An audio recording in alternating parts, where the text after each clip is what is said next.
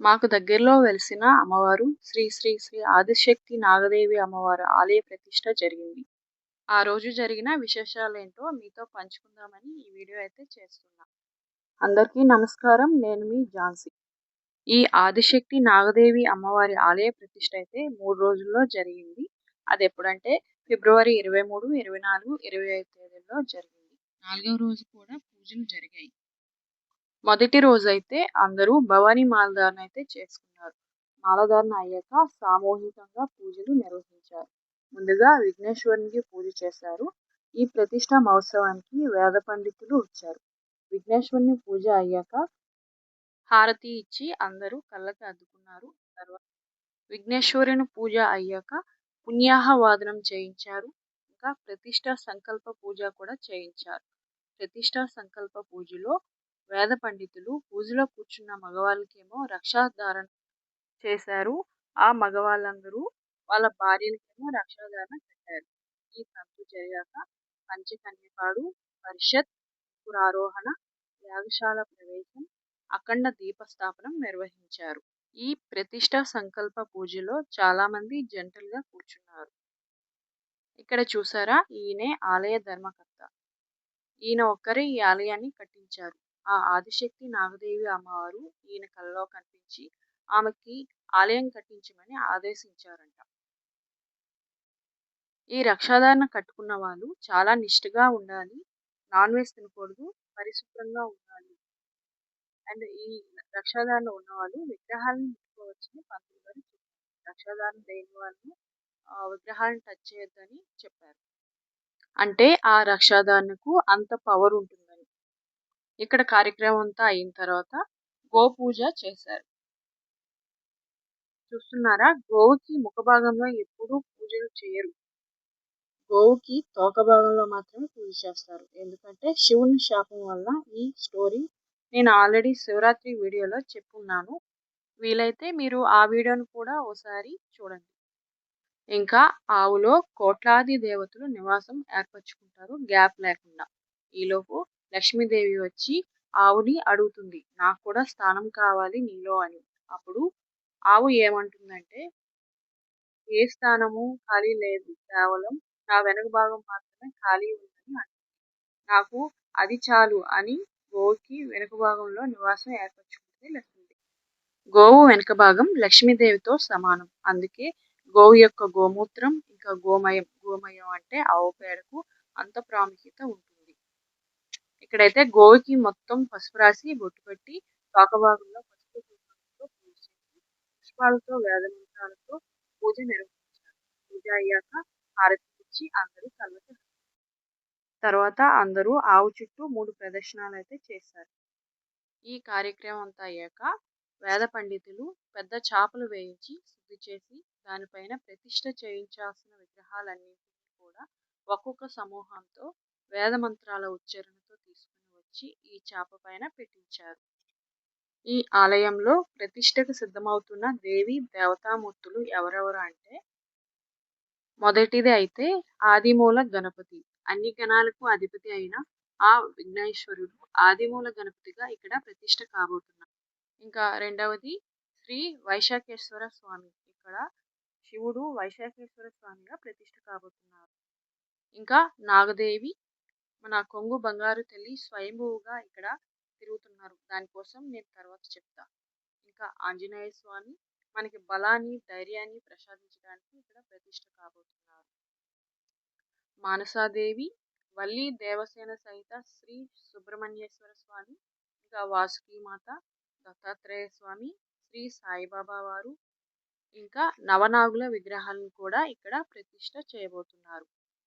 చూస్తున్నారుగా, ప్రతిష్ట చేయించాల్సిన ప్రతి విగ్రహాన్ని కూడా ఈ చాప పైన పెట్టించి ప్రత్యేక పూజలు చేసి ఈ విగ్రహాలన్నింటికీ కూడా రక్షాధారణ అయితే కట్టించారు పంతులు గారు. ఇంకా విగ్రహాల మొహాలు కనబడకుండా ఎర్రని వస్త్రంతో అయితే కప్పివేశారు. ఇది ఆలయం లోపల ఎలా ఉందో ఒకసారి చూడండి. ఇదైతే నాగదేవత కోసం కట్టించారు చిన్నది. ఇంకా ఇది ఫస్ట్ అయితే వినాయకుడి కోసం, మధ్యలో ఉన్నది ఆ ఆదిశక్తి దేవి కోసం, ఆ చివర ఉన్నది వైశాఖేశ్వర స్వామి కోసం. ఇంకా ఈ మొదటి రోజే యాగశాల ప్రవేశం చేశారు. అగ్నిమథనం, అగ్ని ప్రతిష్ఠ, వాస్తు, యోగిని, క్షేత్రపాలక, నవగ్రహ సర్వతో, భద్ర సహిత ప్రధాన మండపారాధనలు అయితే చేశారు. ఇంకా ప్రధాన మూల విరాట్ శ్రీ ఆదిశక్తి అమ్మవారిని అయితే చూడండి. ఈ విగ్రహాన్ని అయితే పంచలోహాలతో చేశారు. ఆ ఆదిశక్తి అమ్మవారి విగ్రహాన్ని చూస్తూ ఉంటే రెండు కళ్ళు సరిపోలేదు. ఆదిశక్తి అమ్మవారు అంటే ఇంకెవరో కాదు, ఆ ముగ్గురమ్మల మూలపుటమ్మ ఇక్కడ సింహవాహిని అయి మనందరికీ దర్శనం ఇవ్వబోతున్నారు. ఈ విగ్రహాన్ని తయారు చేసిన అతను నెల రోజుల పాటు కటిక ఉపవాసం ఉండి చాలా నిష్ఠతో అమ్మవారి ఆదేశాలను అనుసరించి చాలా అద్భుతంగా అయితే చేశారు. ఇంకా నాగదేవత కోసం మాట్లాడుతా అని చెప్పారు కదా, ఇదిగోండి ఇక్కడే ఆ నాగదేవత వెలిసారు. మొదట్లో అయితే చిన్న పుట్ట మాత్రమే ఉండేది. అక్కడ ఆలయ ధర్మకర్త మాత్రం ఈ అమ్మవారి కోసం సిమెంట్తో పుట్ట కట్టిద్దాం అనుకున్నారు. కానీ ఆ పుట్ట మాత్రం దానంతట అదే పెరుగుతూ వస్తూ ఉంది. ఇప్పటికీ అక్కడ నాగదేవి తిరుగుతూ ఉంటుంది. బయటకు వచ్చి పాలను తాగుతుంది, గుడ్లను తింటుంది. బయట బుట్ట లాంటిది కూడా అక్కడ ఉంటుంది. అప్పుడప్పుడు అందులో వచ్చి ఉంటుందంట. ఇది వినడానికి చాలా అద్భుతంగా ఉంది. నాకైతే చాలా ఆశ్చర్యం కూడా అనిపించింది. మొదటి రోజు ప్రతిష్ట మహోత్సవం అయితే చాలా అంగరంగ వైభవంగా జరిగింది. కోలాటాలను కూడా ఏర్పాటు చేయించారు. అక్కడ వచ్చిన భక్తులందరికీ కూడా భోజనాలు అయితే పెట్టడం జరిగింది.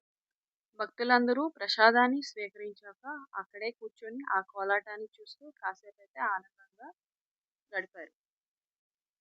ఓసారి అయితే యాగశాలని చూసొద్దాం రండి. ఈ యాగశాలలో మండపారాధనల కోసం అయితే సిద్ధపరిచారు. చాలా మంచిగా అయితే చేశారనమాట.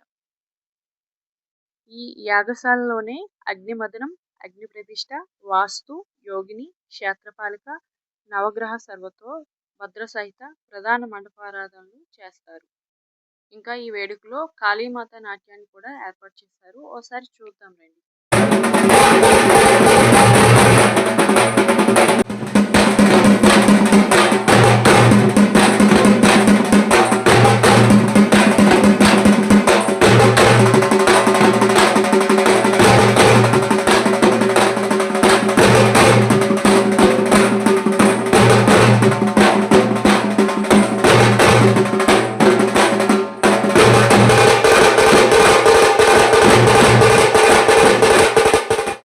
ఈ ప్రదర్శన అంతా అయిన తర్వాత గ్రామ ప్రదక్షిణ స్టార్ట్ అవుతుంది.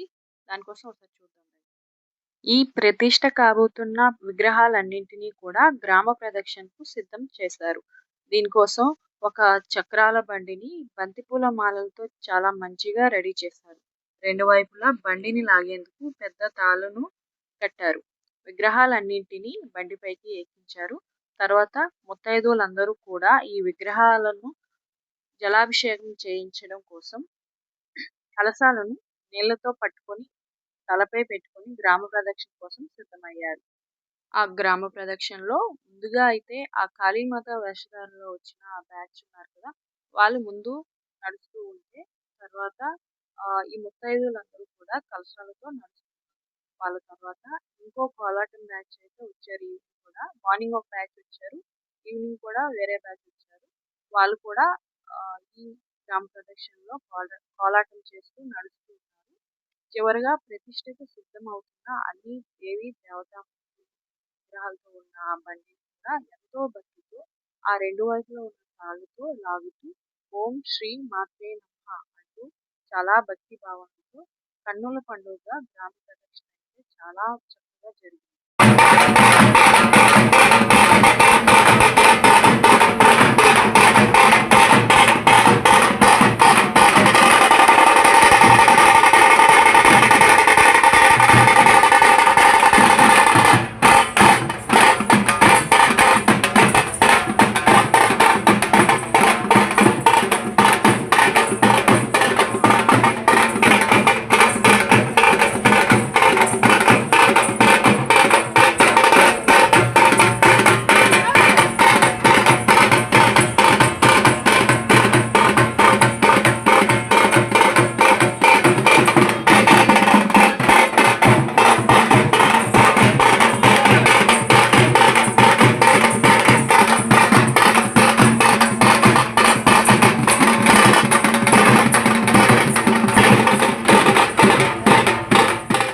ప్రదక్షిణ అయితే ఆలయం దగ్గర నుండి మొదలయ్యి కార్ షెడ్ ఏరియాని కవర్ చేస్తూ ఇంకా పిఎంపాలెం ఏరియాని కూడా కవర్ చేస్తూ లాస్ట్కి అయితే బక్కనపాలెం ఆలయానికి చేరుకున్నాం. ఈ ప్రదక్షిణ మొత్తం తిరగడానికి అయితే 2 గంటలు అయితే పట్టింది మాకు. ప్రదక్షిణ అయ్యాక ఆ విగ్రహాలని మళ్ళీ కిందకి దించి పూజ చేశారు. పూజ అయ్యాక ఆ విగ్రహాలన్నింటినీ జలాభిషేకం కోసం ఏర్పాటు చేసిన ప్లేస్లో అయితే పెట్టారు. ఎవరి కలశాలతో తెచ్చిన నీళ్లను వాళ్ళు పట్టుకొని జలాభిషేకం కోసం ఆ విగ్రహాలన్నింటికి చేశారు. జలాభిషేకం చేయడం వల్ల ఆ విగ్రహాలన్నింటికి కూడా శక్తి వస్తుందంట. ఈ కార్యక్రమం అంతా అయితే చాలా భక్తిభావంతో ఎంతో మంచిగా జరిగింది. ఇదేనండి మొదటి రోజు జరిగిన ప్రతిష్టా మహోత్సవ పూజ. ఈ వీడియోని చూస్తున్న ప్రతి ఒక్కరికి కూడా ఆ ఆదిశక్తి అమ్మవారి ఆశీస్సులు ఉండాలని మనస్ఫూర్తిగా కోరుకుంటున్నాను.